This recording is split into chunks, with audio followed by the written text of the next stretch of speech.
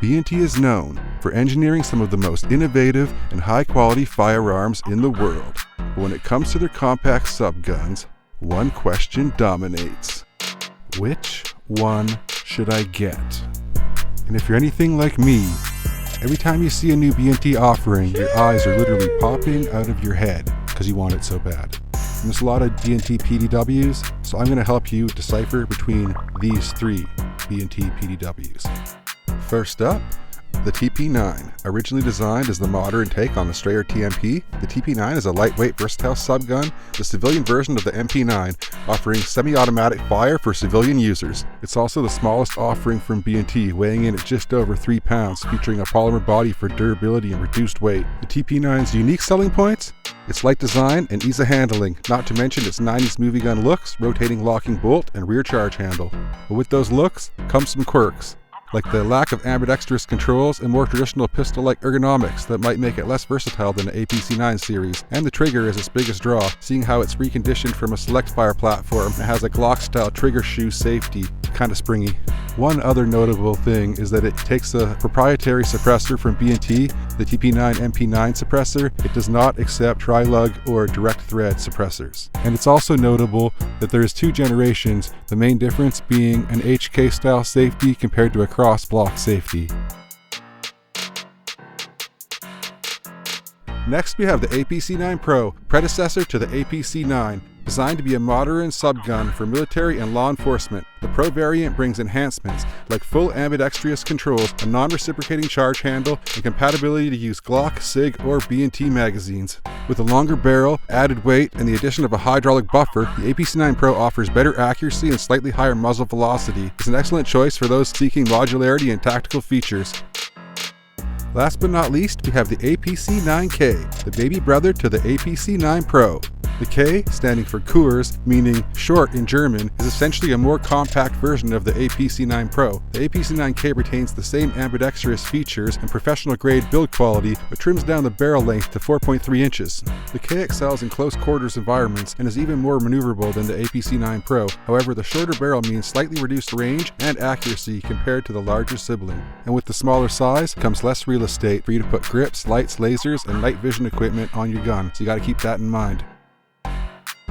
So now it's time for us to get into the head-to-head section, and for the sake of the video I decided to make 10 categories to which these fine Swiss guns can be compared against each other on.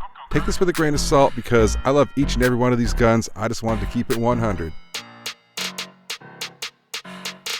So first up we have the TP9, and I gave it a 7 for controls. -1 for the bolt release being hard to reach and you gotta break your grip. -1 for the charge handle being small and it pinching your fingers. And another one because it has a non-ambi release.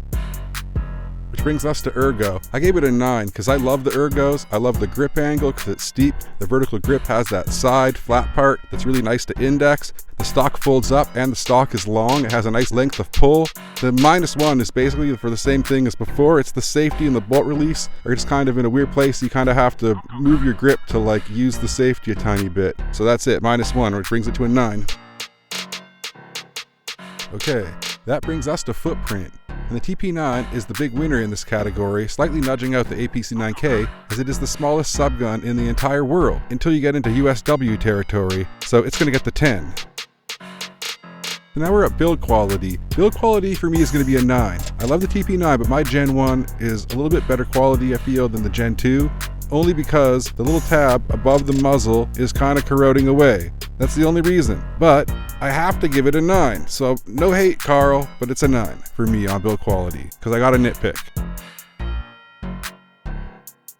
So that brings us to aftermarket support, and I gotta go with a 5. Currently, there's not a lot of stuff available for the TP9 from very many companies. A couple, I'm not gonna name any companies in the video. There's charge handles, there's top covers, there's triggers.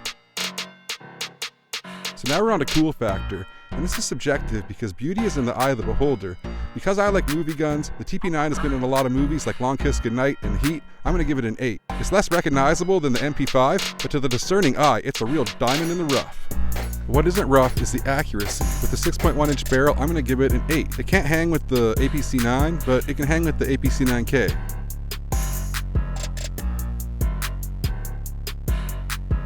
Next we have Takedown, and although it can be a little bit finicky at times and it'll fight you, most of the time I got it apart in less than a minute, and it's still toolless. It's a solid 7, which brings our grand total to 78 for the TP9. And next we have the APC9 Pro, and for controls I'm going to dock it just 1 point for the right hand side safety selector switch being a little bit too big and it digs into your fingers. I got a video on that, so check out the comments below and I'll have it pinned. Okay, up next is the ergos. On the APC9K, it only gets a -1 for the ergos because of the LOPs on most of the coolest stocks. They're just kind of short. And technically, the safety selector is in the right spot and it's fixable. Next, we have footprint. And due to the APC9's internal buffer and short receiver, it's really small. It gets an 8. The reason that the SBC9 isn't on this list today is because of the external buffer. I still love it though. Next up, we got weight. And the APC9 Limited with the telescoping stock and the aluminum lower is not a light gun for its size, but man does it shoot nice. My mom was just crushing with this setup. For that, it's going to get a 7. And now we're on to build quality. And for the APC9 Pro, it's going to be a 10 on build quality. This is a beautiful piece of Swiss engineering and you really need to see it to believe it. Those who know. 10. Now we're on to aftermarket, and it's kind of reminiscent of the TP9 with the APC9. The aftermarket is pretty slim. Although there are some triggers that fit in the lowers, you do lose that EU style safety where you can safe after fire. It's a 5. And speaking of triggers, the B&T OEM trigger has a comfortable polymer shoe and a decent brake that is clean like a mil-spec trigger. Nothing special, nothing to write home about. It's a 7. Next up we have cool factor, and although the MP5 is probably still the most infamous gun in the movies, mark my words, the APC9 Pro is going to take over that title in 50 years, so it's going to get an 8 for cool factor. Next up is accuracy, and on the APC9 Pro the accuracy is really good. You can shoot 4-inch plates at 100 yards, it shines within 25 yards, and at 15 yards you're shooting holes on holes on holes. It's the most accurate today and it gets a 9. Last but not least is takedown. You just take off the lower, you take off the stock, you pull the bolt back to where the retaining lug comes out, you pull the recoil spring out, and then you pull the bolt out. APC9 gets a 9 for takedown, which brings the grand total to 80. That brings us to our final competitor, the mighty APC9K. And seeing how it's the same platform as the APC9, just a little bit smaller, I'm going to browse over this a little bit faster because a lot of these categories overlap. Okay, controls, I'm going to give it the same as the APC9 Pro, but -1 point because you have to grip over the charge handle. They are non-reciprocating and it doesn't matter, and the receiver is really slim and comfortable, but you know, it's just shorter, it's just not quite as comfortable. 7.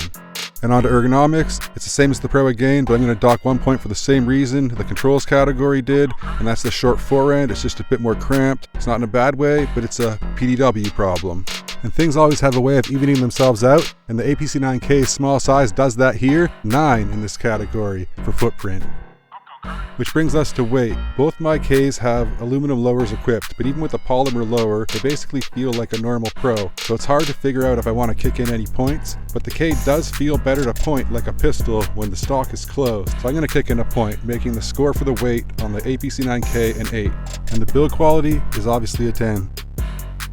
And now for aftermarket support, the APC9K is going to get a 5 because there are a couple grips that are made strictly for that short forend, but it's pretty shortcomings when it comes to aftermarket support for any B&T, but the K is included in that. Next we have cool factor. Again, this is subjective, but I'm going to throw a point in for my love of Steven Seagal and Under Siege, and his love of the MP5K. Size matters, except for when it comes to submachine guns, so the K gets a 9 from me. On to accuracy. The shorter barrel is definitely suited for more close quarter situations. I'm going to have to dock it a point and give the K an 8, tied with the TP9 for accuracy, making the grand total 80, a tie with its big brother, the APC9 Pro, which is probably not helping any of you out trying to make a decision on which one to get. I know you always hear, get both, get both. You're probably just going to have to get both like so many of us have if you can't make this decision after this video. So my final thoughts are that B&T makes some amazing guns and that you really can't go wrong with any of them. I think you need to think about that before you make your decision and stop stressing. But here's a couple reasons why to choose each one. First, how does the gun make you feel? I'll admit that all of these make me giddy when I hold them. It isn't exactly an easy decision, and the important thing to remember is there is no wrong answer.